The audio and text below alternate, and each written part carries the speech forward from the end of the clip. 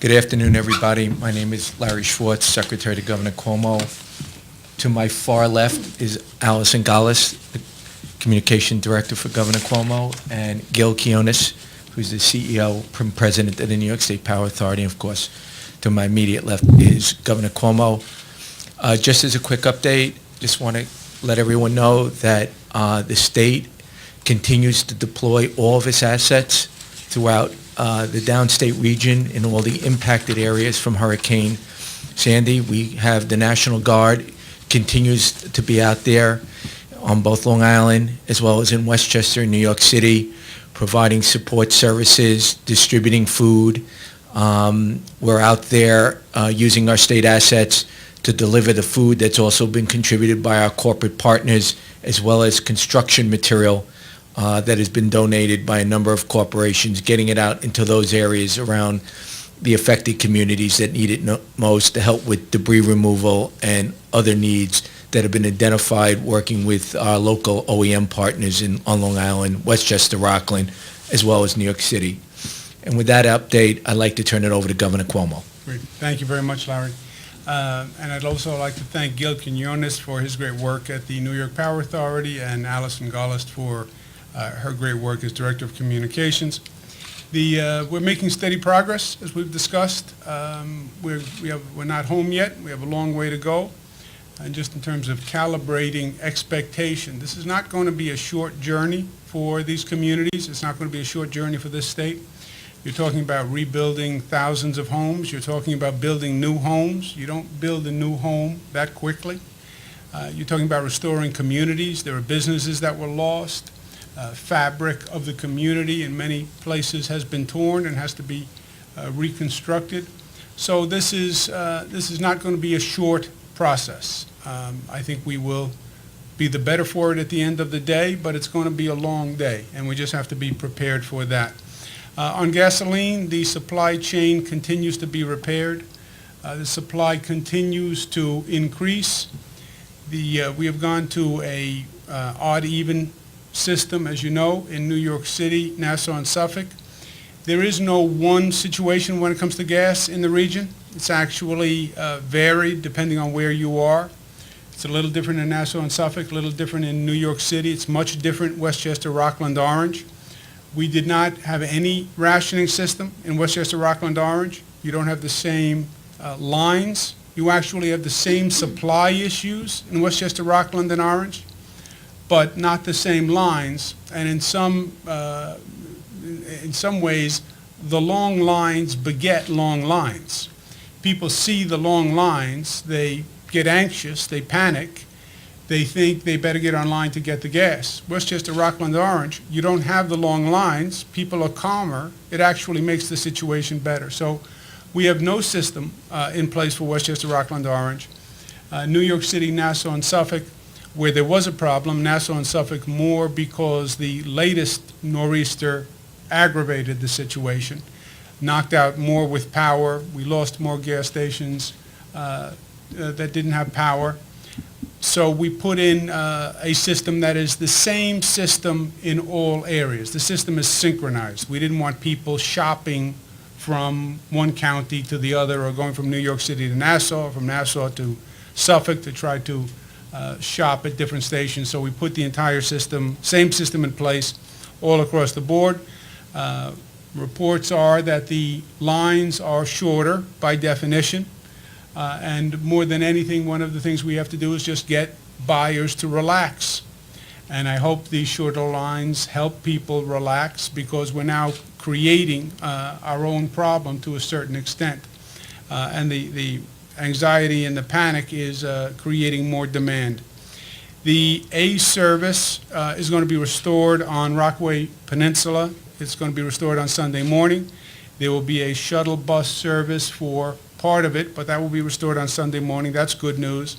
The Rockaway Peninsula is an area that really was devastated and had a lot of damage, so that restoration is important. N-train service in Brooklyn will begin limited service this afternoon. So that's also good news. The Brooklyn Battery Tunnel, which was probably the single most damaged large transportation infrastructure component, we hope to be open by buses by the end of next week. But the damage incurred at the Brooklyn Battery Tunnel, the UL Carey Tunnel, I have to get used to saying that now, was truly severe.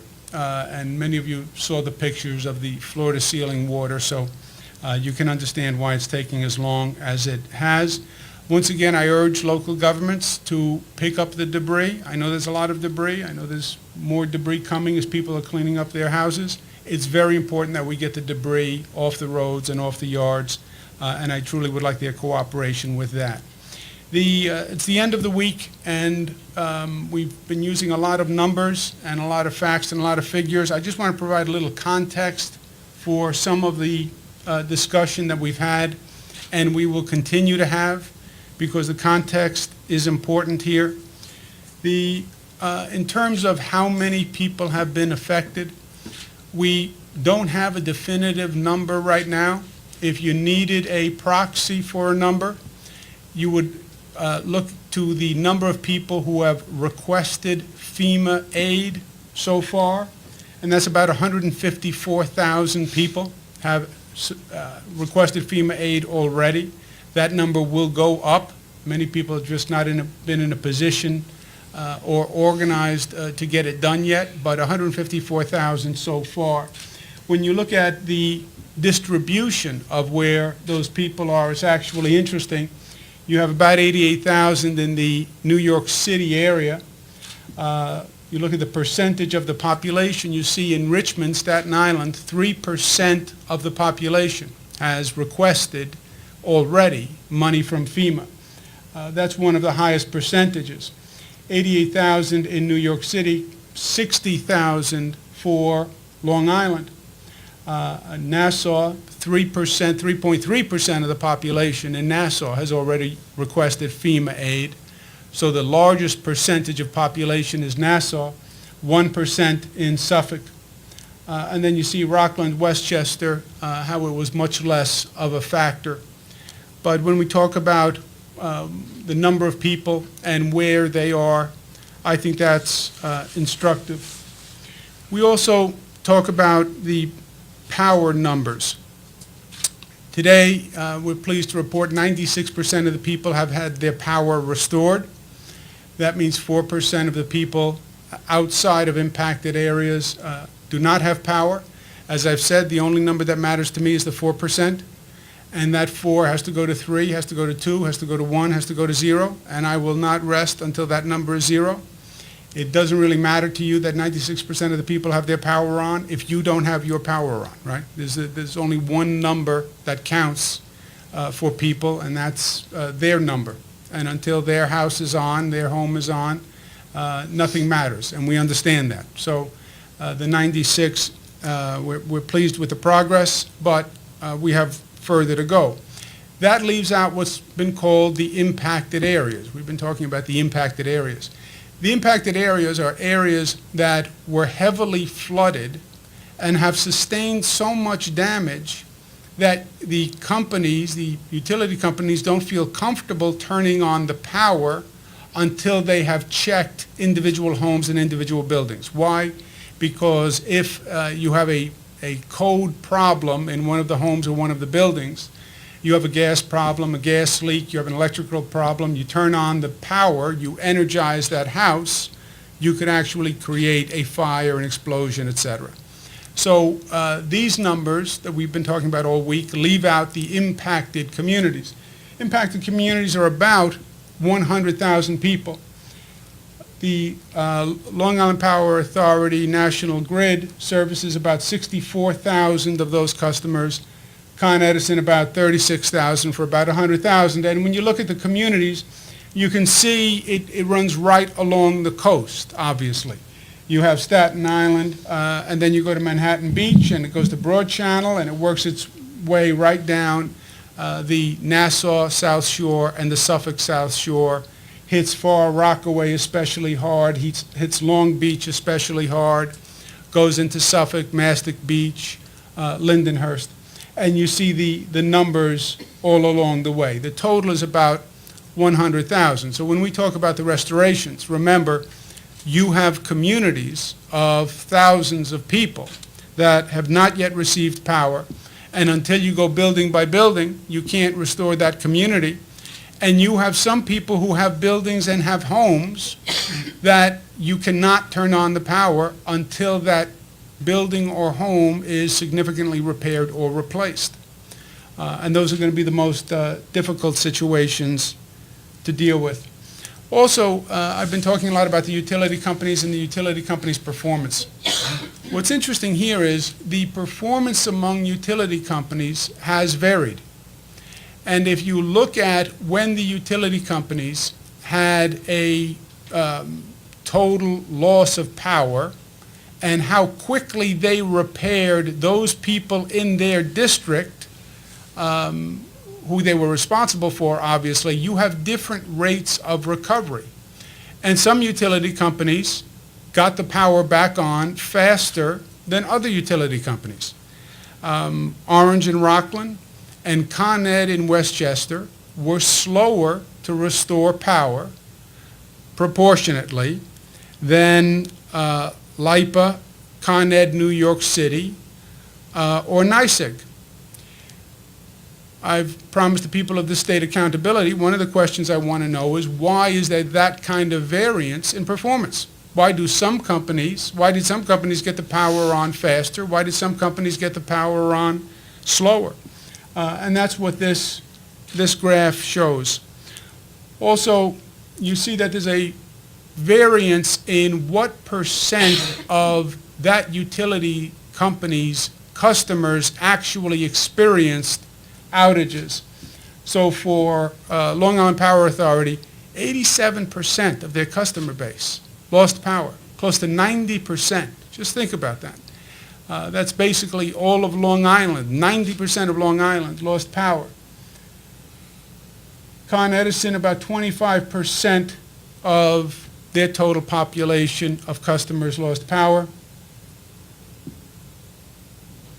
NYSEG and Orange and Rockland, well, NYSEG, to go back for a second, only 13% lost power, which may explain one of the reasons why they were one of the higher performers. Orange and Rockland, 67% lost power. So all of this, there is a variance in the way the utility companies have performed. One of the issues that we'll pursue afterwards is why. Why was it that variance? Why do some people get their power on faster than others? We have an additional 1,600 crews that will be coming into the state to help the utility companies. Other states, other regions are getting their power back. As they are releasing crews, we are recruiting them to come into the state. If people have been driving around, you'll see utility crews from all across the country, literally now. You'll see them from down south. You'll see them from out west. We actually asked the Department of Defense to fly in utility crews for us at one point, and we will still be getting additional crews because, as we said, until the 4% have power, we're going to continue working 100%. The silver lining to this situation all along has been watching New Yorkers rise to the occasion and watching New Yorkers be New Yorkers and help one another and be great neighbors and be resilient and be courageous. The other silver lining has been to see the outpouring of support for us, for New York State, for the people of the state, on all levels, individual contributions, corporate contributions. We were with Lowe's and Sears and Home Depot, and we were handing out their goods today, and it made a big difference to people.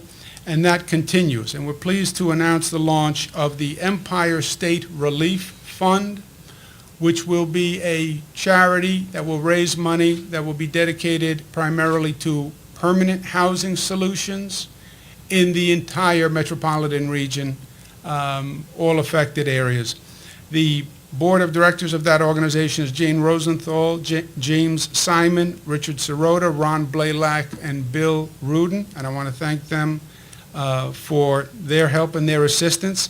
It will be filming a public service announcement to raise awareness and funds.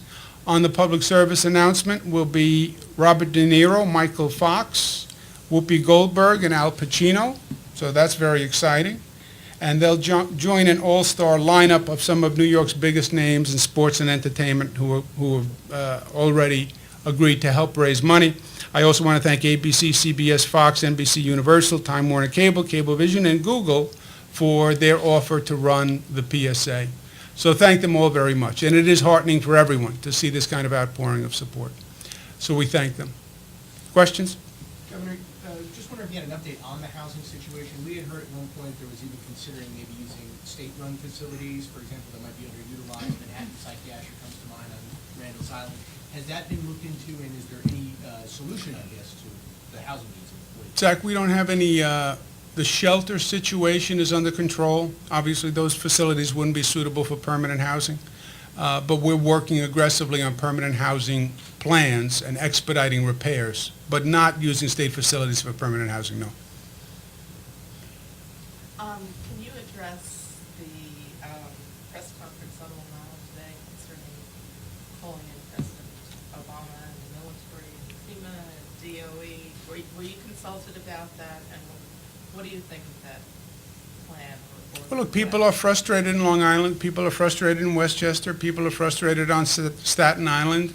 I'm frustrated. It's been a long time without power. We understand that a storm hit, and the storm was catastrophic, but it's been difficult, and it's been hard. And people want help, and people want answers, and people are frustrated. And I understand local elected officials calling for federal help and more FEMA help and more assistance. But how do you see that request? Do you see it as a slap at you? And isn't it your authority to do something about lifeline? I don't have any more Are resources. they going over your head? No, I'm asking for more federal help also, just so we're clear. Were you consulted on this? Yeah, meeting? yes. I know that they are asking for more federal help. I've been asking for federal help also, you know. I'm looking for a 100% reimbursement from FEMA. I think as much aid as we can get into this state, we're going to need. So, no, I understand the frustration, and I understand the call for more federal help. But doesn't LIPA report to you, so isn't it up to you to do something about LIPA? This is, you know, we're doing everything we can with LIPA National Grid, with Con Ed, with Orange and Rockland, with all of them. You know, it is what it is at one point, Kathy. You have, we're pushing them as hard as we can. Their point is there's catastrophic damage. We're bringing in more crews from all across the country because it's basically a function of personnel at this point. You know, it's labor. It's especially in Westchester and Long Island. This is about down trees and tree cutters and poles and wires and linemen and bucket trucks. So the more crews we get in, the faster the repairs. But you have 90%, as we just saw, close to 90% of the people on Long Island were without power. You know, that is I'm the harshest critic of the utilities. That is also a reality that has to be dealt with. But what do you think about this specific plan? Do you think it seems to me that it's sort of taking your authority, or seeking to take your authority, and hand it over to federal agencies? I'm just trying to get you to comment a little more specifically on what they're calling for. What I heard that maybe we heard different things. I heard that they're calling for more federal assistance in assisting LIPA, the utilities, and by the way, the people in Westchester want more assistance for Westchester utilities, and the people in New York City want more assistance for Con Ed, right? Everybody without power wants help now. Now. I want it from the city, I want it from the state, I want it from the federal government, I want the mayor to do it, I want the governor to do it, and I want the president of the United States to do it. Yeah, but Ed Manganon, at least yesterday, was calling for the military. I want the military, I want the president here in the truck, I want the mayor, I want the governor. People want as much help as they can get. I understand that. But do you want the military to manage LIPA, which is what he was talking about? I don't know what he was talking about, Kathy. I know that he wants more assistance, and he wants help for the people of Nassau. I want help for the people of New York. I want the utilities to work better and faster. I want more federal assistance. You know, we all want the same thing. You have people without power for a very long time. It's gotten cold. It's uncomfortable. Yes, we're understanding, but we're also impatient, and we want more and we want it faster. And that's human nature, and I don't think that's going to stop until all people have their power on, period. Governor, on the situation in the Senate, does it need to be worked out, whatever is going to happen before January 2nd, State of the State in the beginning? Are you confident it will be worked out? And could you see it going either way, either a coalition with the Republicans or with the Democrats and the other parties? I haven't followed it closely enough, Zach, because I've been following this. Also, I don't believe it's the governor's place to get involved, and I'm confident that they will work it out amongst themselves. You have some races that aren't decided yet, so literally they're still counting ballots in some races, and those races could tip the balance one way or the other. If that doesn't happen, you then also have these shifting alliances among the Senate. There are different factions, if you will. So I don't know how it sorts out at the end of the day. You're going to have to count the ballots, then you're going to have to see how the factions sort out and what alliances they make. And, you know, that's up to them. And whoever wins, I'll work with whoever wins. Can I have one more? Go ahead. No other hands are raised. A colleague has a question that I was asked to ask you. After Irene, did you, I know you've commented on your contacts and communications with LIPA, but after Irene, did you or your staff sit down with LIPA management and insist that they come up with a better recovery plan for this area? You know, you have to remember, first of all, LIPA. LIPA is basically a holding company, and National Grid is the provider of the services, the way Con Ed is the provider of the services, or Orange and Rockland, et cetera. And most of our communication is with National Grid Okay. because they actually provide the service. All right, then apply my question to National Grid. There have been numerous conversations with all the utilities, over and over and over. Now remember, Irene was basically an upstate phenomenon. And most of the conversations were about upstate New York. That's where the damage was done. But this has been an ongoing conversation for some time. Now, I also think it's a different conversation than it's ever been before. And I hope one of the silver linings to this situation is we actually get that there is a new reality in life. And the new reality is these storms are coming, and extreme weather is coming. And I know you can think, well, hurricanes don't happen in New York. Yeah, I know. At one time they didn't. Now they do. And now we have ice storms that we never had in the fall, and we have floods in the summer, and we never had any of this. So it's not having utility companies that are prepared to deal with the weather of the 1950s and the 1960s. It's having them deal with weather patterns that are emerging, frankly, and that we don't even understand yet. And I think that's a challenge for us all across the board. The power system is part of it. The communication system is part of it. The fuel delivery system is part of it. I mean, you want to paralyze a region, as we learned. Just stop the fuel delivery for 2 days. All of this we see, this is 2 days of fuel delivery supply cut off. So we're going to have to look at all of these systems. Not did they work 10 years ago. Will they work 10 years from now? And these systems are the circulatory system of the region. You stop one of these systems, you paralyze the region.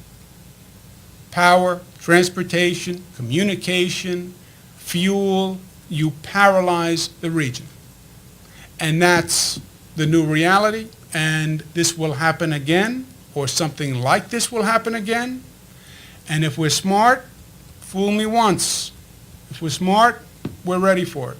And that's what we'll be talking about in the months ahead. Thanks very much.